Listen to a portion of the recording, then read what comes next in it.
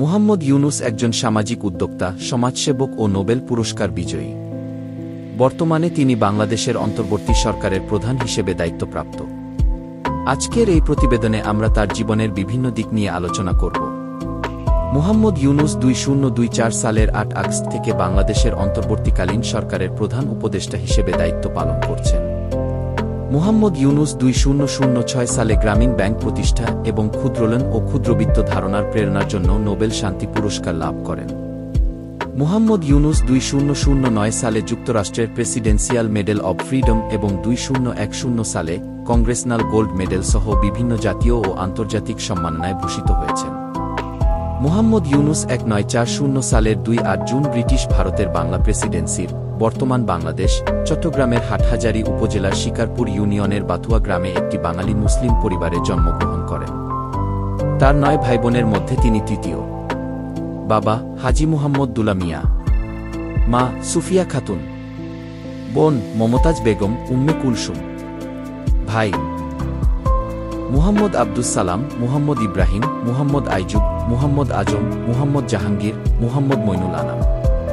1944 সালে ডক্টর ইউনুসের পরিবার বাথুয়া গ্রাম থেকে চট্টগ্রাম শহরে চলে আসে এবং তিনি তার গ্রামের স্কুল ছেড়ে লামাবাজার প্রাথমিক বিদ্যালয়ে ভর্তি হন। পরবর্তীতে তিনি চট্টগ্রাম কলেজিয়েট স্কুল থেকে মেট্রিকুলেশন পরীক্ষায় উত্তীর্ণ হন। উক্ত পরীক্ষায় তিনি পূর্ব পাকিস্তানের 3,9,000 ছাত্রের মধ্যে 106তম স্থান অধিকার করেন। বিদ্যালয়ে পড়াশোনার সময়ে তিনি একজন সক্রিয় বয় স্কাউট ছিলেন। 1952 সালে পশ্চিম পাকিস্তান ও ভারত এবং 1955 সালে কানাডায় জাম্বরিতে স্কাউট হিসেবে অংশগ্রহণ করেছিলেন তিনি।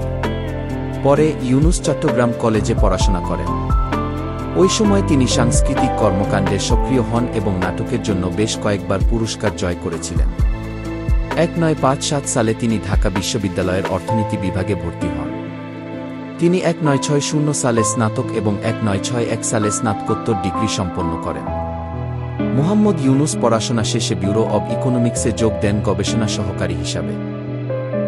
পরবর্তীতে তিনি 1962 সালে চট্টগ্রাম কলেজে প্রভাষক পদে যোগদান করেন। 1965 সালে তিনি স্কলারশিপ নিয়ে যুক্তরাষ্ট্রে যান। বাংলাদেশের প্রথম নোবেল বিজয়ী কে ছিলেন?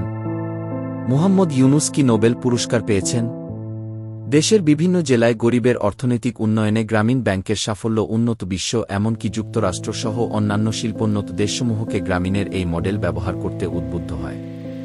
অধ্যাপক ইউনুসের ব্যবসায়িক প্রতিষ্ঠান গ্রামীণ ব্যাংকের এই কার্যক্রম বিস্তৃতি লাভ করলে 2006 সালে যৌথভাবে নোবেল শান্তি পুরস্কার লাভ করেন অধ্যাপক ইউনুস ও তার প্রতিষ্ঠিত গ্রামীণ ব্যাংক। 1983 সালে মুহাম্মদ ইউনুস আফরোজি ইউনুসকে বিয়ে করেন। তিনি জাহাঙ্গীরনগর বিশ্ববিদ্যালয়ের পদার্থবিজ্ঞান বিভাগের একজন অধ্যাপক ছিলেন। আফরোজি ইউনুস পদার্থবিজ্ঞান বিভাগের চেয়ারম্যান হিসেবেও দায়িত্ব পালন করেছেন। তাদের দাম্পত্য জীবনে দিনা আফরোজ ইউনুস 1986 নামে এক কন্যা সন্তান রয়েছে। আফরোজি ইউনুসের পূর্বে ডক্টর ইউনুসের দাম্পত্য সঙ্গী ছিলেন ভেরা ফরস্টেনকো। 1970 বিচ্ছেদ 1979।